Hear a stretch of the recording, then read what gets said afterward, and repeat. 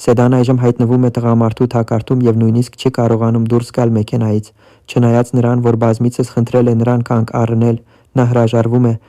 Այդ պատճառով էլ Սեդան հրաժարվում է թույլ տալ նրան վարել։ Տղամարդը չի կարողանում կառավարել մեքենան եւ բախվում է դրան։ Չնայած Սեդան նույնպես վիրավոր է, տղամարդը պետք է որ արդեն անգիտակից լինի, ուստի Սեդան դուրս է գալիս մեքենայի պատուհանից։ Այնտեղ կլինեն մարդիկ, ովքեր կհետևեն դրան, բայց Սեդան կարողանում է փախչել, բայց Սեդան դեռ չի կարողանում հասկանալ, թե ինչու է տղամարդը փորձել դա անել։ Սյուզին տանն է եւ հարցնում է աղջկան, թե ինչպես է Մինասը, երբ նա զանգ է ստանում Սեդայից։ Այս անգամ Սեդան ուղղակիորեն զանգահարել է նրան։ Այսպիսով Սյուզին կհարցնի. «Ինչպես հիշեցիր ինձ հիմա»։ Սեդան կասի. «Սա ժամանակը չէ հին բաները վերհիշելու, որովհետև ինչ, որ մեկը փորձել է ինձ թակարդը գցել եւ մերն ավարտվել է։ Վթար է տեղի ունեցել, բայց Սյուզին հարցնում է, թե որտեղ ես հիմա, որից հետո Սեդան ասում է,